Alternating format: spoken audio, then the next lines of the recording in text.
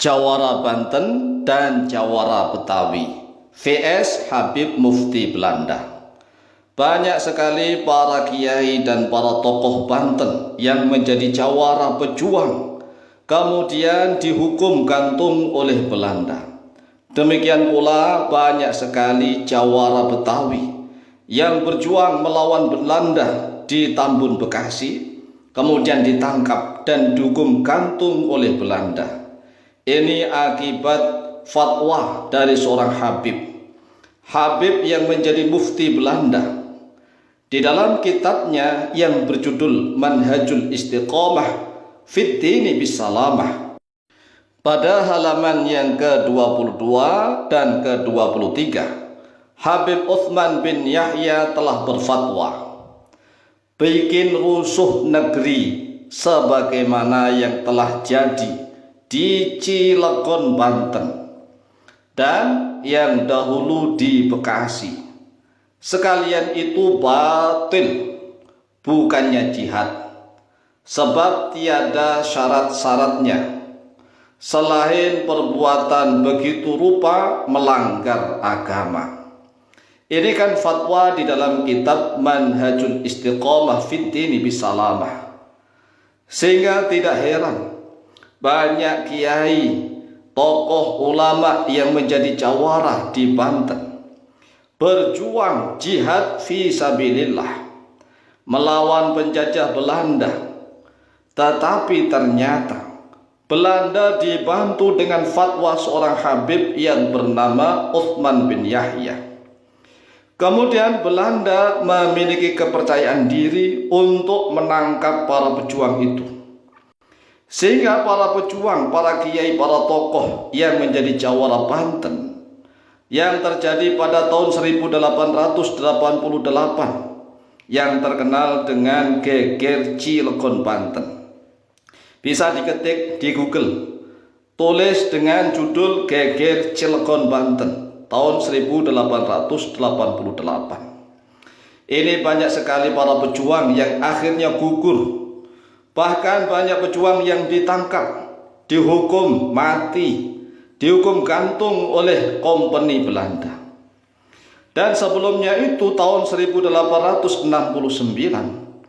para jawara Betawi yang berjuang di Tambun, Bekasi, kemudian juga banyak yang ditangkap oleh kompeni Belanda dan dihukum gantung. Masya Allah, naudzubillah tsumma naudzubillah.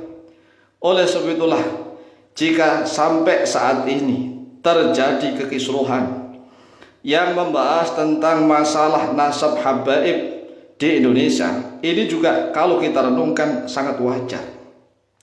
Mengapa? Karena zaman penjajahan Belanda saja, para tokoh pribumi, para kiai dan ulama pribumi yang berjuang mati-matian untuk merebut tanah airnya dari penjajahan Belanda. Tapi ternyata ada seorang Habib yang bernama Uthman bin Yahya justru menjadi penolongnya Belanda, menjadi pembantunya Belanda, memberikan fatwa bahwa itu bukan jihad fi sabilillah. Jadi seluruh pejuang yang ada di Cilegon, Banten, dan seluruh jawara yang ada di Tambun, Bekasi, jawara-jawara Banten dan jawara-jawara Betawi ini dikasih fatwa bahwa itu adalah bikin rusuh. Karena fatwanya Habib Uthman bin Yahya ini adalah bikin rusuh, maka setiap pejuang di tanah air kita disebut sebagai pemberontak. Pemberontak adalah tukang bikin rusuh, padahal aslinya adalah para pejuang kemerdekaan tanah Republik Indonesia. Dan ini kalau kita renungkan, ada seorang ulama dari golongan Habib Ba'alawi yang menjadi muftinya Belanda, kemudian memberikan fatwa seperti ini. Kira-kira nih kalau kita renungkan, apakah ini sebagai antek Belanda ataukah hanya sebagai strategi siasat belaka? Coba renungkan. Bahkan di dalam kitab Manhajul Istiqomah Fid Dini Bisalamah pada halaman 23 dijelaskan begini. Maka dari karena itu tiada sekali-sekali yang buka mulutnya, yang buka mulut di dalam perkara perang Sabil oleh beberapa banyak ulama yang besar-besar lagi warok dari bangsa Arab. Dari bangsa Arab mana nih? Yang datang ke tanah Jawa.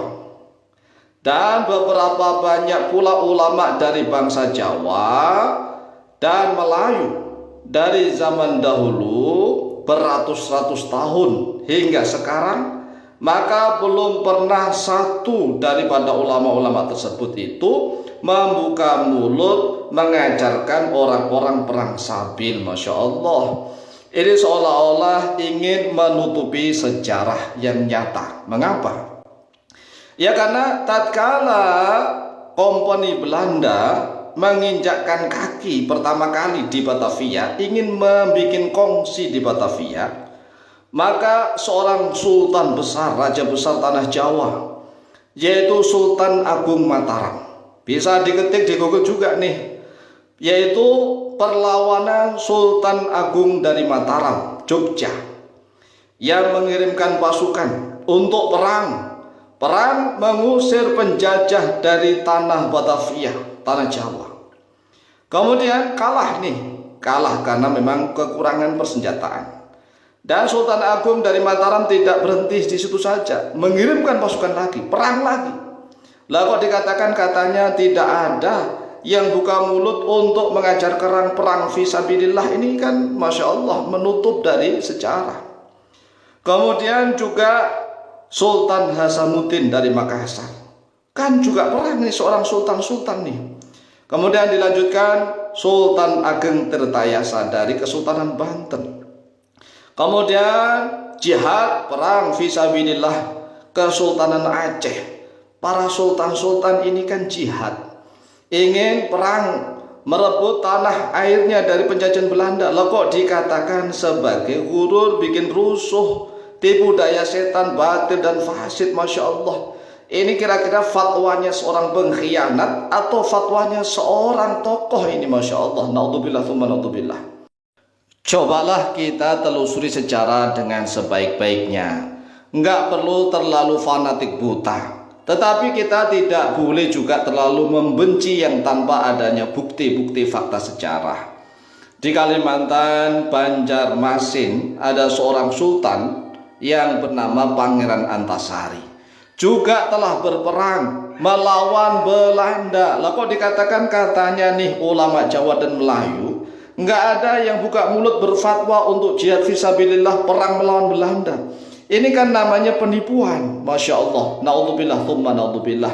Demikian, semoga bermanfaat, tapi kurangnya mohon maaf. Wallahu ta'ala a'lamu bishawab.